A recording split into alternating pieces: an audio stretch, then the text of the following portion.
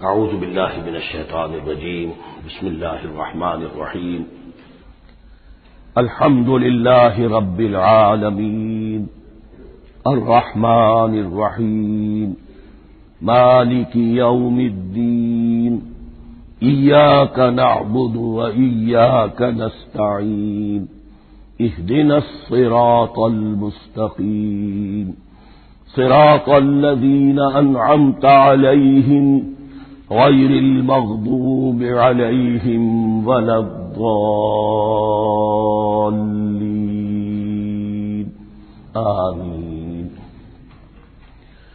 رب اشرح لی صدری ویسر لی امری واحلل عقدۃ من لسانی یفقهوا قولی اللهم ربنا الہمنا رشدنا واعذنا من شرور انفسنا اللهم ارنا الحق حقا وارزقنا اتباعه وارنا الباطل باطلا وارزقنا اجتنابه اللهم ربنا يسر لنا امورنا كلها واتمم لنا بالخير وتقبل منا فانك خير المتقبلين آمین یا رب العالمین۔ معزز حاضرین اور محترم خواتین، ہم اللہ کے نام سے اس سال کی نماز تراویح کے ساتھ دورہ ترجمہ قرآن کا آغاز کر رہے ہیں۔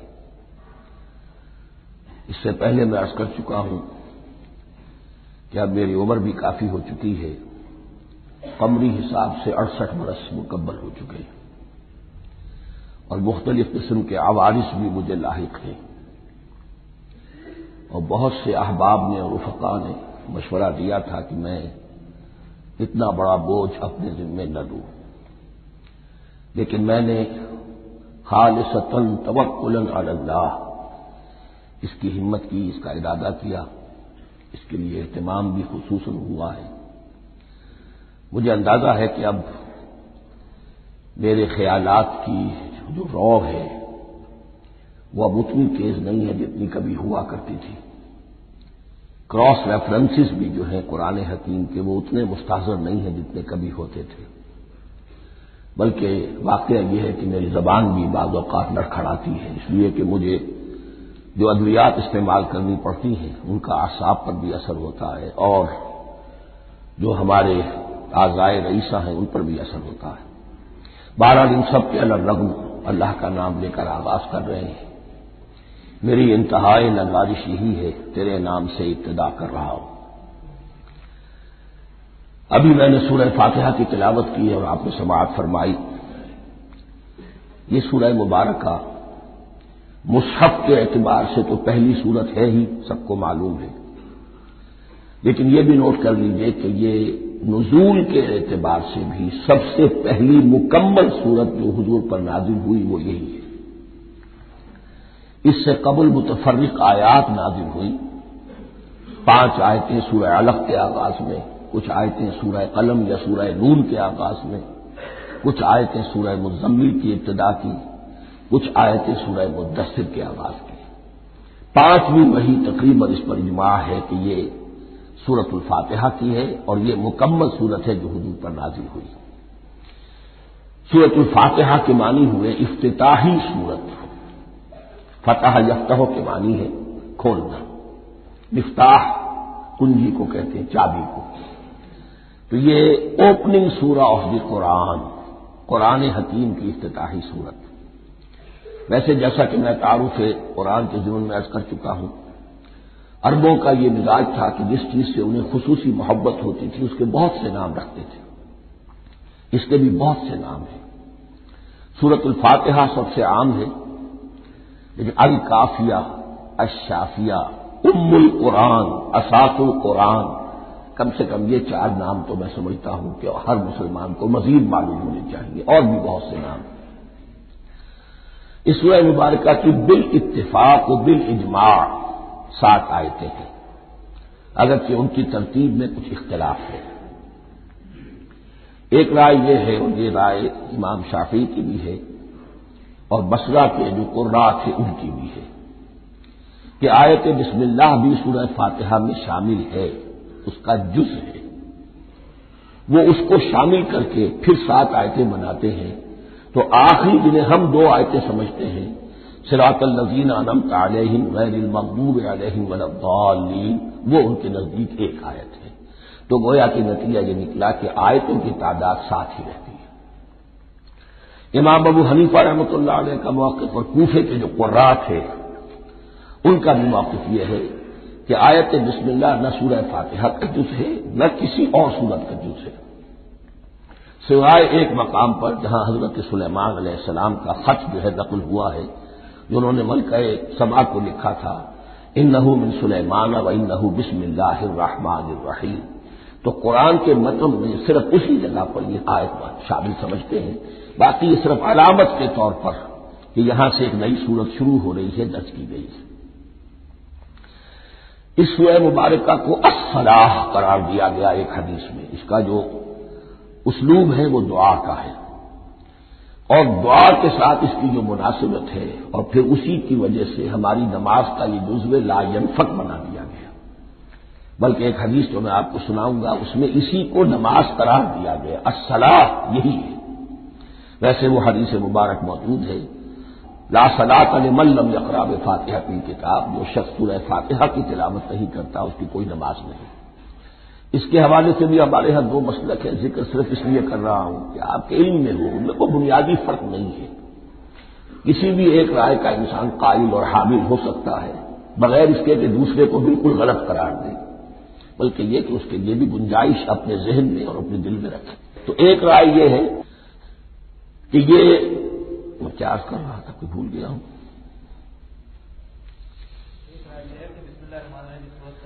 جی، اور دوسری آیت یہ ہے کہ اس کا حصہ نہیں ہے، اسی اعتبار سے یہ کہ یہ سورہ مبارکہ نماز میں پڑھی جانی ضروری ہے، لا صلاۃ لمن لم یقرأ بفاتحۃ الکتاب۔ البتہ یہ اختلاف ہے، یہ بات جو میں ذکر کر رہا تھا جو ذہن سے نکل گئی، کہ آیا مقتدی جو ہے امام کے پیچھے کھڑا ہو کر جب نماز پڑھ رہا ہو تو کیا اس صورت میں بھی اس کے لیے لازم ہے کہ سورہ فاتحہ پڑھے؟ اس میں دو رائے ہو گئی، بلکہ تین۔ ایک رائے انتہائی ہے اور وہ فقہ حنفی کی طرف منسوب ہے کہ اگر آپ امام کے پیچھے مقتدی کی حیثیت سے نماز پڑھ رہے تو کسی بھی رکعت میں آپ سورہ فاتحہ نہیں پڑھیں گے۔ ایک دوسری بالکل برعکس رائے ہے، وہ امام شافعی رحمۃ اللہ علیہ کی ہے کہ ہر حالت میں چاہے امام جہری رکعت پڑھا رہا ہو جس میں وہ بلند آواز سے سورہ فاتحہ پڑھ رہا ہو اور چاہے وہ سری رکعت ہو، ہر حالت میں مقتدی کو بھی پڑھنی ہے۔ ایک تیسری رائے بین ہے، وہ امام مالک کی ہے رحمۃ اللہ علیہ، کہ جو سری رکعت ہے جس میں کہ امام بھی خاموشی سے پڑھ رہا ہے مقتدیوں کو بھی پڑھنی چاہیے، جو جہری رکعت ہے جس میں کہ امام بلند آواز سے پڑھ رہا ہے اس میں مقتدیوں کو خاموش رہ کر پوری توجہ جو ہے سننے پر صرف کر دینی چاہیے۔ اذا قرئ القرآن فاستمعوا له وانصتوا، جب قرآن پڑھا جا رہا ہو تو پوری توجہ اس کے پڑھنے پر مرکوز کر دو اور خود خاموش رہو۔ میرے اپنی رائے میں یہ تیسری رائے سب سے زیادہ صائب ہے اور اس میں کسی طرح کی بھی کوئی پیچیدگی پیدا نہیں ہوتی۔ بہرحال اس سورہ مبارکہ کا جو اسلوب ہے میں نے عرض کیا دعائیہ ہے، البتہ قرآن مجید کے علم و حکمت کے اعتبار سے، اس کے فلسفے کے اعتبار سے ایک بات سمجھ لینی چاہیے۔ قرآن کا فلسفہ یہ ہے کہ بنیادی ہدایت ہر انسان کے دل میں موجود ہے، بالقوہ، پوٹینشلی۔ یہ جو قرآن مجید یا اللہ کی کتابیں نازل ہوتی ہیں یہ انہیں ایکٹیویٹ کرتی ہیں، وہ اندر کی جو ڈورمنٹ کانشسنس ہے، خوابیدہ شعور جو ہے اسے بیدار کر کے اور پھر یہ کہ اسے اجاگر کرتے ہیں۔ ہر سلیم الفطرت انسان اور سلیم العقل انسان، دو سلامتی شرط ہیں۔ سلیم الفطرت، نیچر پرورٹڈ نہ ہو، فطرت مسخ نہ ہو گئی ہو، عقل سلیم ہو، ان دونوں چیزوں کا نتیجہ یہ نکلتا ہے کہ وہ انسان از خود بغیر کسی وحی کی رہنمائی کے، بغیر کسی نبی کی تعلیم کے سے استفادہ کیے ہوئے از خود بھی کچھ حقائق تک پہنچ جاتا ہے۔ اور وہ حقائق کیا ہے؟ نمبر ایک یہ کہ اس کائنات کا ایک خالق ہے، وہ ایک ہے اور وہ تمام صفات کمال سے متصف ہے۔ نمبر دو یہ کہ انسان کی زندگی صرف یہ زندگی نہیں ہے، بلکہ ایک اور زندگی ہے کہ جس میں اس زندگی کے اعمال کے نتائج برآمد ہوں گے۔ یہ دو باتیں، اس کی زیادہ وضاحت کے ساتھ جو ہے اس کا تذکرہ آئے گا سورہ لقمان میں، جہاں حضرت لقمان کی شخصیت کا تذکرہ ہے۔ لیکن یہاں صرف یہ بات سمجھ لیجئے کہ قرآن کا فلسفہ یہ ہے کہ ہر انسان میں، ہر فرد نوع بشر میں جو اپنی ولادت کے وقت مسلم ہوتا ہے، حضور کی حدیث ہے کل مولود یولد علی الفطرہ ابواہ یحودانہ او ینصرانہ او یمجسانہ، ہر بچہ نوع انسانی کا فطرت اسلام پر پیدا ہوتا ہے، وہ فطرت کے اندر وہ ہدایت مدیت ہے۔ اب اگر وہ فطرت بس نہیں ہوئی اور عقل جو ہے وہ صحیح رخ پر کام کر رہی ہے تو ان دو حقائق تک وہ انسان خود پہنچ جائے گا۔ لیکن ان دونوں حقائق تک پہنچنے کے بعد اب وہ دست بستہ دعا کرے گا کہ اے رب اب مزید ہدایت تو مجھے عطا فرما۔ ایک تو یہ کہ میں کیا کروں کیا نہ کروں، میری عقل اس میں ٹھوکر کھا سکتی ہے، میں کسی اچھی چیز کو بری سمجھ سکتا ہوں، کسی بری کو اچھی سمجھ سکتا ہوں، تو مجھے صحیح راستہ، صحیح راہ ہدایت پر چلا۔ یہ دعا ہے جو انسان کرتا ہے جبکہ وہ ایمان باللہ اور ایمان بالآخرہ تک خود پہنچ چکا ہوتا ہے اور یہ سمجھتا ہے کہ صحیح زندگی کا رخ یہی ہے کہ جس رب کو میں نے پہچانا ہے کہ وہ اس کائنات کا خالق ہے اور مالک ہے اور رب ہے، میں اس کی بندگی کروں، اس کی اطاعت کروں، اس کا حکم مانوں، اس کے راستے پر چلوں۔ لیکن وہ راستہ کون سا ہے؟ اس کے لیے پھر دست بدعا ہوتا ہے کہ پروردگار تو میری رہنمائی فرما۔ یہ مقام ہے کہ جہاں آپ سمجھ لیجئے اپنے آپ کو بھی آج اس جگہ پر تصور کرتے ہوئے پھر اس سورہ مبارکہ کو پڑھیے کہ آپ اس مقام پر اللہ کے فضل و کرم سے پہنچ چکے ہیں کہ اللہ کو آپ نے پہچان لیا اور اس کی توحید کو جان لیا، اس کی جملہ صفات کمال سے آپ واقف ہو گئے ہیں۔ آپ یہ بھی وہ جان گئے کہ بڑھ کر اس کے حضور میں حاضر ہونا ہے اور وہ حساب کتاب لے گا۔ پھر آپ نے یہ عہد بھی کر لیا کہ اب زندگی گزارنی ہے اس رب کی بندگی میں، اسی کی فرما برداری میں۔ اب یہاں کھڑے ہو کر آپ پوچھتے ہیں کہ اللہ مجھے وہ تفصیلی ہدایت عطا فرما، ایسا نہ ہو کہ کبھی میں کسی راستے پر چلتا ہوا کسی پگڈنڈی پر مڑ جاؤں اور وہ تھوڑی سی جو ڈیویشن ہو میرے راستے کی وہ میری عاقبت کو برباد کر دے۔ یک لحظہ غافل گشتم اور سرسال راہم دور شد، اس لیے کہ ہوتا یہی ہے سیدھے راستے سے ذرا سی کوئی پگڈنڈی جو ہے تھوڑے سے اینگل پر نکلی ہے، لیکن جب چلتے جائیں گے آپ تو جتنے آگے بڑھیں گے اس پر اس راہ صراط مستقیم سے آپ اتنے ہی زیادہ دور ہوتے چلے جائیں گے۔ یہ ہے قرآن مجید کی حکمت اور فلسفے کے اعتبار سے اس سورہ مبارکہ کا مقام۔ اب آئیے ہم بسم اللہ کرتے ہیں۔ بسم اللہ الرحمن الرحیم، شروع کرتا ہوں میں اللہ کے نام سے جو رحمان اور رحیم ہے۔ اس پر کچھ گفتگو ہو چکی ہے تعارف ہے قرآن کے ضمن میں کہ رحمان اور رحیم دو نام ہیں کہ جو رحمت کے مادے سے نکلتے ہیں۔ رحمان میں اللہ تعالی کی رحمت کا جوش ہے، جانی کیفیت، طوفانی کیفیت، اور رحیم میں اللہ تعالی کی رحمت کا دوام اور تسلسل۔ یہ دونوں کیفیات اللہ کی رحمت میں بیک وقت موجود ہیں جس کا ہم تصور نہیں کر سکتے۔ ہم سمندر کو دیکھتے ہیں متلاطم سمندر ہے، اس میں ہے جان ہے، طوفان ہے۔ دریا کو دیکھتے ہیں کہ وہ سکون کے ساتھ چل رہا ہے، خاموشی سے چل رہا ہے، بہہ رہا ہے، بس تسلسل کے ساتھ بہہ رہا ہے۔ ہم ان دونوں کیفیات کو علیحدہ علیحدہ دیکھتے ہیں تو ہمارا ذہن ان دونوں کو بیک وقت اس کا تصور نہیں کر سکتا، تخیل ممکن نہیں۔ لیکن اللہ کی رحمت کی یہ دونوں شانیں مستقلاً ہر وقت موجود ہیں بیک وقت، اسی لیے ان دونوں کے درمیان کہیں حرف عطف نہیں آئے گا۔ بسم اللہ الرحمن الرحیم، الحمد للہ رب العالمین، کل حمد، اور حمد کو ذہن میں رکھ لیجئے، حمد مساوی ہے تعریف جمع شکر۔ عام طور پر ترجموں میں ایک لفظ لایا جاتا ہے، کل تعریف اللہ کے لیے، یہ کافی نہیں ہے۔ تعریف آپ کسی شے کی کر سکتے ہیں جس میں کوئی حسن ہے، خوبی ہے، کسی بھی اعتبار سے، ہاں آپ کو اس کے حسن و خوبی سے کوئی فائدہ حاصل نہیں ہو رہا۔ ایک پھول ہے، بہت خوبصورت ہے، بس ٹھیک ہے، خوبصورت ہے، آپ نے کہا تعریف کر دی۔ شکر کرتے ہیں آپ اس شے کا جس سے آپ کو کوئی فائدہ پہنچا ہو، استفادہ ہوا ہو، آپ کی کوئی ضرورت پوری ہوئی ہو، آپ کی کوئی مشکل دفع ہوئی ہو۔ اور آپ دیکھیں گے کہ حمد میں یہ شکر کا پہلو غالب ہے۔ جتنی بھی دعائیں ہیں حضور سے منقول، شکر کے مقام پر وہاں حمد آتا ہے۔ بھوک لگی ہوئی تھی، کھانا کھایا، الحمدللہ الذی اطعمنی وسقانی۔ اب یہاں دیکھیے ترجمہ تعریف نہیں، شکر ہے اس اللہ کا جس نے مجھے کھلایا اور پلایا۔ آپ بیت الخلاء سے باہر آئے، نجاستیں آپ سے دور ہو گئی، طبیعت میں انشراح ہوا، الحمدللہ الذی اذھب عنی الاذی وعافانی۔ وہ شکر ہے اس اللہ کا جس نے اذیت بخشی نے مجھ سے دور کر دی اور مجھے عافیت بخشی۔ تو یہ الحمدللہ رب العالمین اللہ تعالیٰ کا حسن و کمال اور حسن و جمال اپنی جگہ بھی اس انتہا کا ہے کہ جتنی تعریف اس کا حق ہے ہم کر ہی نہیں سکتے، لیکن اس کے احسانات اور انعامات ہم پر اتنے ہیں کہ ہم ان کو بھی گن نہیں سکتے۔ لہذا ایک ہی احساء ہم نے کر دیا الف لام کے ساتھ، الحمدللہ رب العالمین۔ تمام تعریفیں اور کل شکر اللہ کے لیے ہیں کہ جو تمام جہانوں کا پروردگار ہے، رب ہے، مالک ہے۔ رب میں ایک مفہوم ہوتا ہے ربوبیت کا، اور اس میں مفہوم شامل ہوتا ہے تربیت کا، ربیانی صغیرہ۔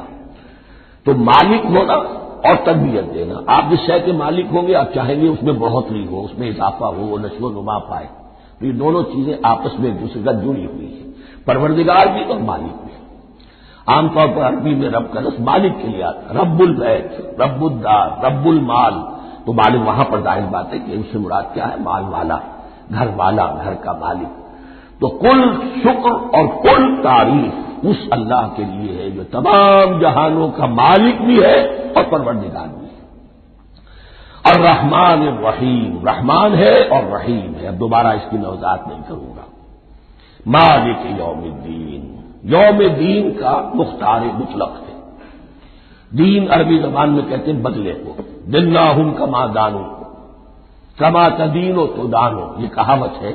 جیسے اردو میں ہم کہتے ہیں جیسا کرو گے ویسا بھرو گے، کما تدینو تو دانو، تو یہ ہے بدلہ۔ اس کا بنیادی مفہوم جو ہے وہ بدلہ ہے۔ تو بدلے کا ایک دن ہے جس دن فیصلہ ہوگا کہ کون کیا کما کر لایا ہے، اسے کیا بدلہ ملنا چاہیے۔ آیا اس کا برائیوں کا پلڑا بھاری ہے کہ اسے سزا ملنی چاہیے، یا اس کی حسنات اور نیکیوں کا پلڑا بھاری ہے کہ اسے جزا ملنی چاہیے، اس کا انعام اور اکرام کے ساتھ معاملہ کیا جانا چاہیے۔ وہ ایک دن ہے، اسے ہم یوم القیامہ کہتے ہیں۔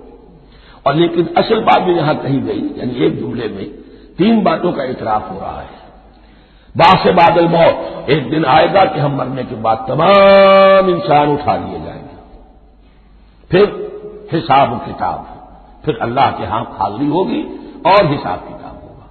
اور تیسرے یہ کہ اس حساب کتاب کے دن کا مختار مطلق اللہ ہے، یعنی کسی اور کو اپنے ذہن میں سہارا بنا کر آپ زندگی گزاریں کہ وہ مجھے چھڑا لے گا، یا وہ ہستی جو ہے اتنی زوردار ہے کہ وہ مجھے بچا لے گی، اس سے اپنے دل کو، اپنے ذہن کو بالکل پاک کر لیجیے۔ مالک یوم الدین، ایک دوسری جگہ پر قرآن میں آیا ہے، اس روز کوئی پکارنے والا پکارے گا، لمن الملک اليوم للہ الواحد القہار، آج کے دن کس کا اختیار مطلق ہے؟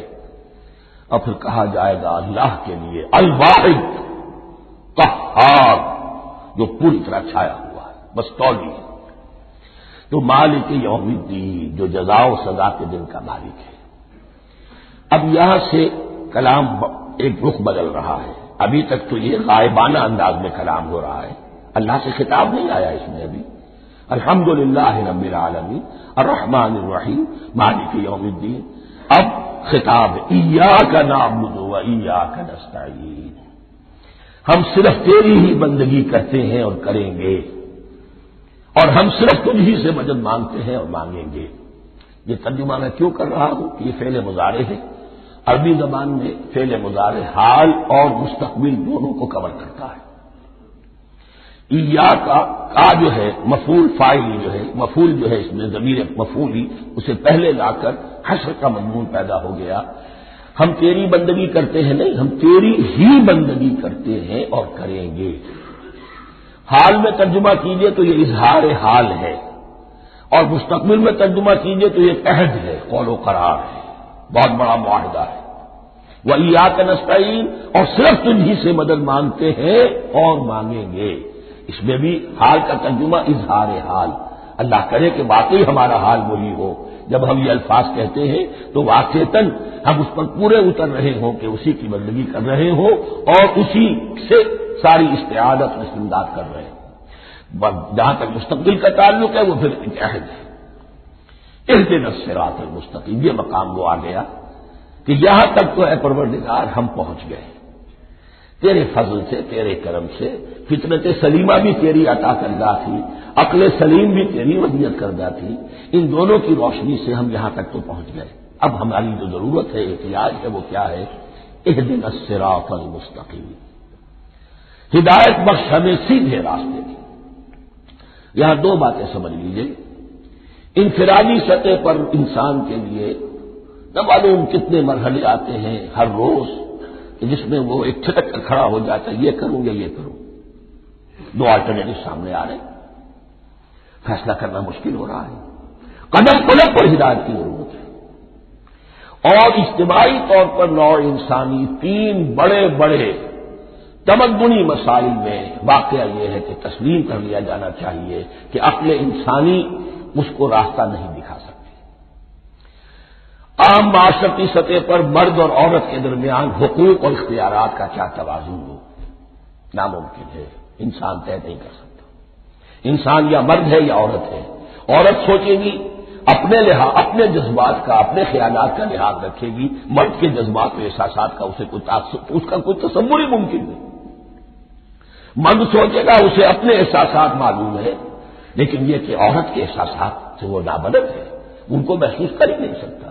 لا محالہ وہ اپنے بارے میں وہ جو بھی نظام بنائے گا اس میں وہ اپنی بالادستی رکھے گا۔ وہ تو ایک ہی ہستی ہو سکتی ہے کہ جو دونوں کی خالق ہے، مرد کی بھی عورت کی بھی، اور اس کو دونوں سے محبت ہے، دونوں کا خیر خواہ ہے، دونوں کا رب ہے، دونوں کو پروان چڑھانا چاہتا ہے۔ اسی طرح فرد اور معاشرہ یا ریاست، حکومت اور ریاست ہمیشہ یہ چاہتی ہے کہ سارے اختیارات ہمارے ہاتھ میں آ جائیں، ٹوٹلیٹیرین سوسائٹی ہو، بس ہم حکم دیں اور لوگ اس پر چلیں۔ افراد یہ چاہتے نہیں، ہمیں آزادی ہونی چاہیے۔ اب آپ دیکھیے کہ دنیا میں کتنے جھگڑے چلتے ہیں اسی پر، فریڈم فریڈم فریڈم۔ وہ فریڈم واقعتاً اپنی جگہ پر ایک شے ہے، افراد کی آزادی ہونی چاہیے، لیکن افراد کی آزادی اتنی نہ ہو جائے کہ وہ بادر کدھر آزاد ہو جائے، کوئی قانون، کوئی قاعدہ، کوئی اخلاقی، کوئی حدود و قیود جو ہے ان کا پابند نہ رہے۔ تو اب کہاں ہے وہ نقطۂ اعتدال کہ جس میں انسان کی انفرادی آزادی، انفرادی اختیار اور ادھر اجتماعی مصلحتیں جو ہیں ان کو بیلنس کیا جا سکے؟ انسان طے نہیں کر سکتا، صرف اللہ ہی اس کے لیے نظام دے سکتا ہے۔ تیسرا مسئلہ ہے سرمایہ اور محنت، اس میں کیا توازن ہو؟ سرمایہ اور محنت دونوں مل کر کچھ بنا رہے ہیں، کچھ پروڈیوس کر رہے ہیں۔ اب اس میں نفع جو ہوا ہے اس میں سرمایہ کا کتنا حصہ ہونا چاہیے اور لیبر کا کتنا ہونا چاہیے، کون طے کر سکتا ہے؟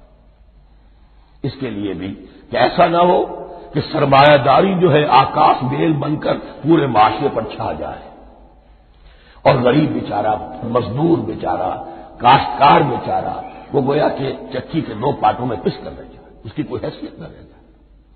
لیکن یہ کہ دوسری طرف اگر یہ کہ مزدور کا جو حق ہے اس سے زیادہ اس کو دے دیا جائے تو سرمایہ جو ہے وہ سکڑ جائے گا، شائی ہو جائے گا، وہ پھر میدان میں نہیں آئے گا۔ کیا کیا جائے؟ کون سا نقطہ عدل و اعتدال ہے؟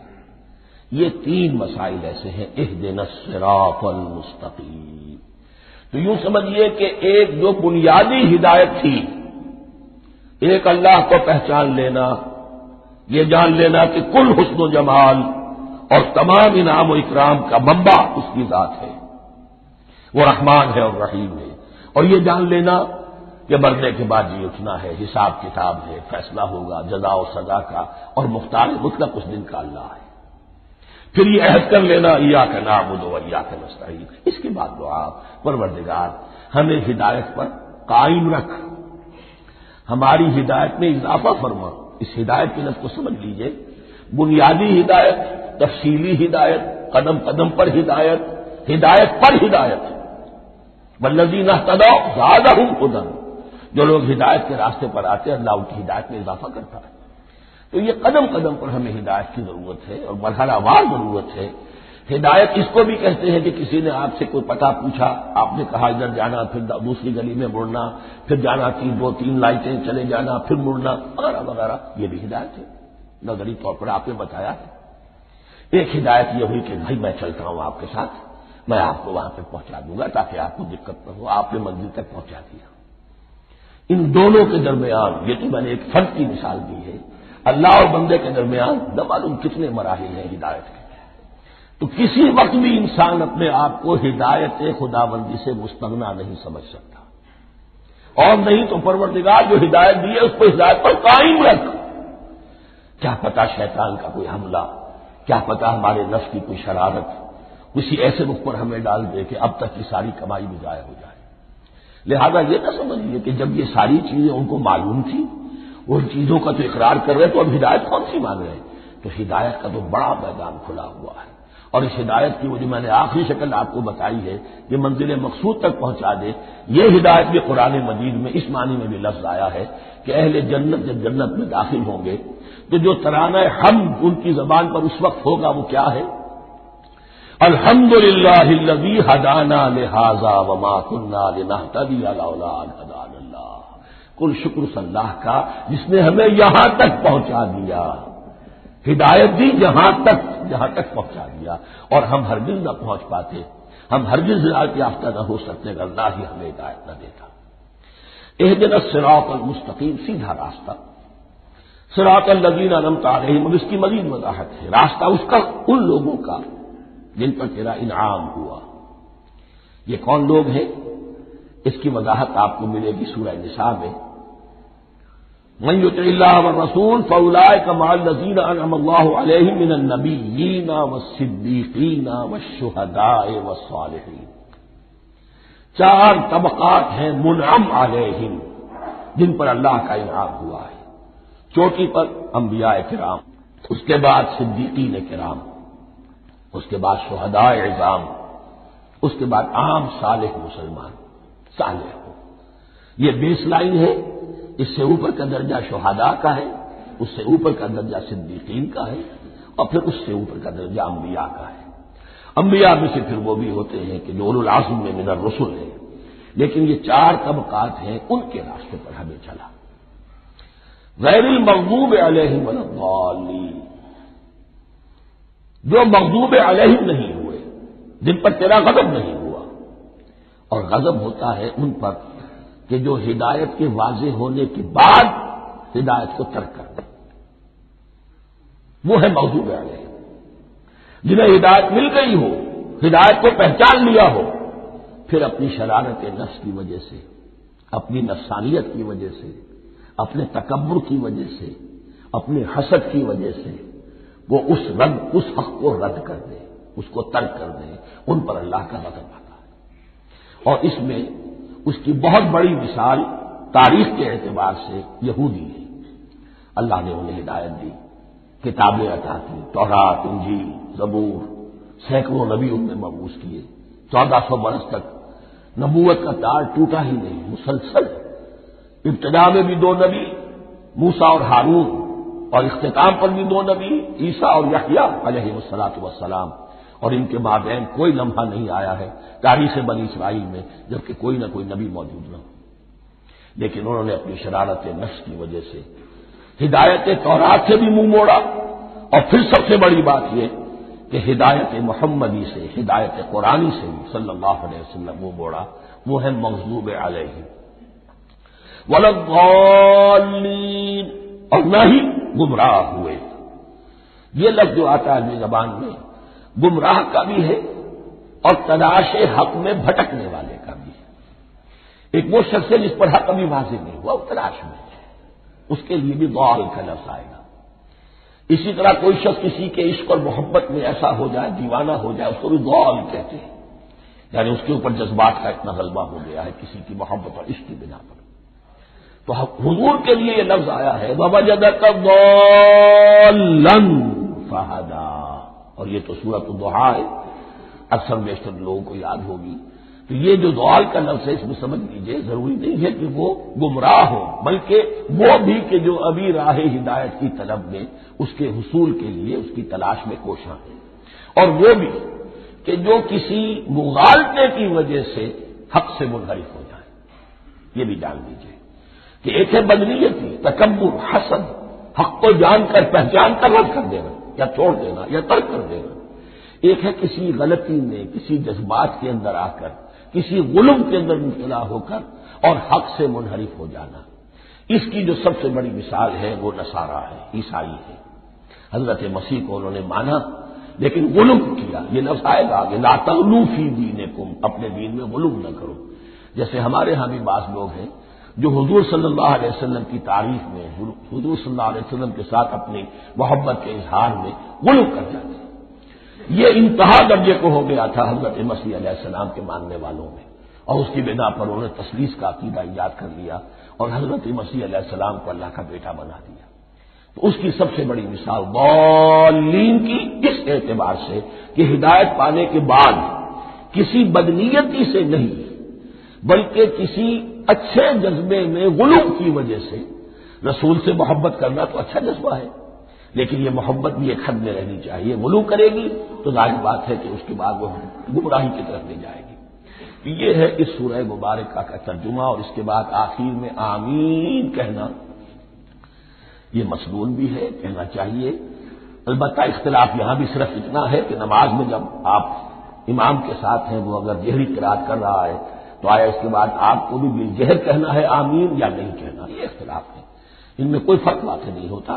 یہ چیز متفق علیہ کہ کہنا ہے آمین، بلکہ یہ آمین تو یہودیوں میں ہے، یہ آمین جو ہے یہ عیسائیوں میں بھی ہے، ان کی بھی جو لارڈ پریئر ہے اس کے بعد ایمن، وہ ایمن کہتے ہیں، وہ فرق وہ لفظ ایک ہی ہے، اس لیے کہ عبرانی زبان اور عربی زبان یا تو ہم یہ کہہ سکتے ہیں کہ دونوں بہنیں ہیں، کوئی ایک مشترک زبان تھی ان کی ماں جس کی یہ دو بیٹیاں ہیں، اور یا یہ کہنا پڑے گا کہ عربی زبان کی ماں جو ہے وہ عبرانی زبان ہے۔ بہرحال بڑا قریبی رشتہ عربی کا اور عبرانی کا ہے، اس اعتبار سے وہ آمین۔ اب آپ کو معلوم ہے ہم السلام علیکم وہ کہتے ہیں، وہ سلام کہتے ہیں، فرق کیا ہے؟ وہ تو تلفظ کا فرق ہے۔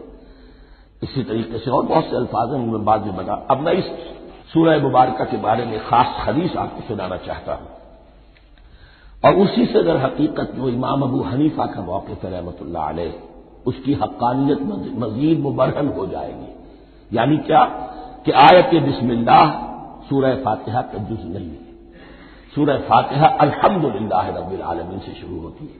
وہ میں آپ کو بتانا بھول گیا کہ جن کے نزدیک یہ سورت کا جز ہے وہ پھر جہری قرات میں بسم اللہ الرحمن بھی بلند آواز سے کہیں گے، اور جن کے نزدیک سورہ فاتحہ کا جز نہیں ہے وہ نہیں کہیں گے، وہ الحمدللہ رب العالمین سے قرات کریں گے۔ تو کوئی فرق نہیں ہے بنیادی۔ یہ حدیث جو ہے یہ مسلم شریف میں ہے اور حدیث قدسی ہے، اس کے راوی حضرت ابو ہریرہ ہے رضی اللہ تعالی عنہ، اور اس حدیث میں اس سورت کے مضامین کا نہایت عمدہ تجزیہ کر دیا ہے۔ حدیث کے الفاظ سن لیجئے، قسمت الصلاۃ بینی و بین عبدی نصفین،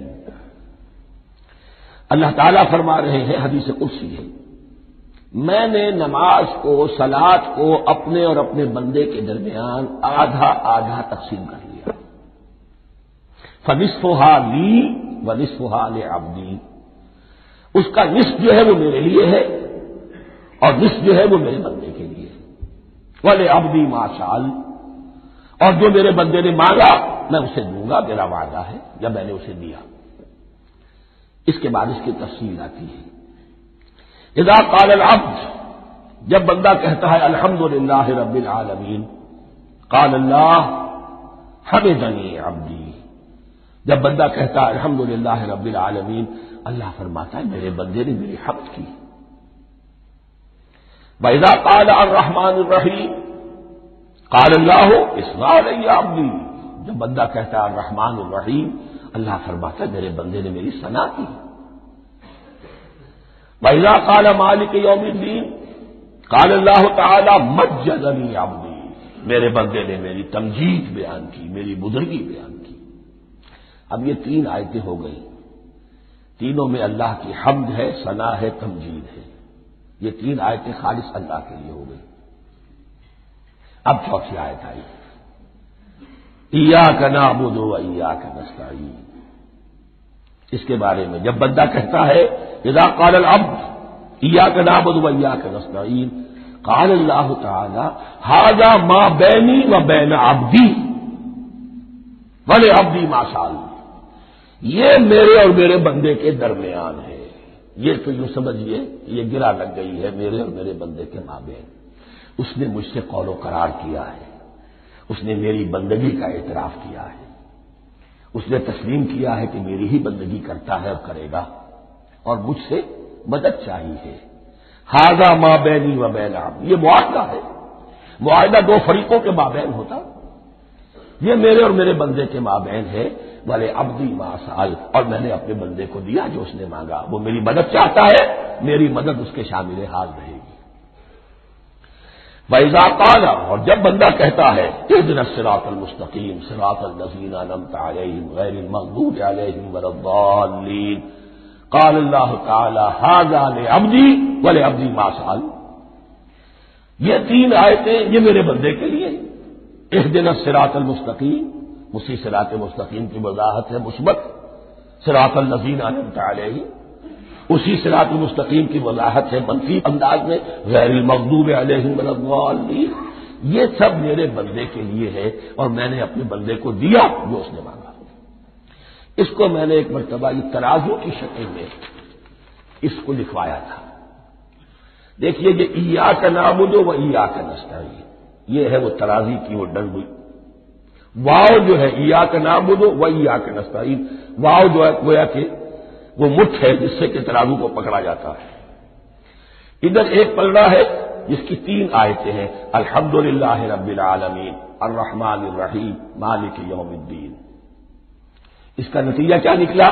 ایاک نعبد۔ آپ نے شاید یہ سنا بھی ہو، ایک بہت ہی عمدہ قرات کا جو ریکارڈ ہے قاری عبدالباسط عبدالصمد کا، وہ یہیں سے چل کر سورہ فاتحہ کی قرات کر کے ایاک نعبد پر آ کر رکتا ہے، الحمدللہ رب العالمین الرحمن الرحیم مالک یوم الدین ایاک نعبد۔ گویا کہ یہاں یہ صورت بالکل ہاف ہو گئی ہے، تین آیتوں میں اللہ کی حمد ہے، ثنا ہے، تمجید ہے، جس کا نتیجہ ہم تیری ہی بندگی کرتے ہیں، تیری ہی اطاعت کریں گے۔ لیکن اب اس کے بعد سوال ایاک نستعین، اسی کی جو استعانت کیا درکار ہے ہمیں؟ ہدایت۔ ہدایت سب سے بڑی استعانت ہے، ہدایت ہی تو سب سے بڑی مدد ہے۔ اهدنا الصراط المستقیم صراط الذین انعمت علیہم غیر المغضوب علیہم ولا الضالین، یہ ایاک نستعین کے حکم کے ساتھ یہ تین آیتیں آ گئیں، اهدنا الصراط المستقیم صراط الذین انعمت علیہم غیر المغضوب علیہم ولا الضالین، قسمت الصلاۃ بینی و بین عبدی نصفین فنصفها لی ونصفها لعبدی ولعبدی ما سأل۔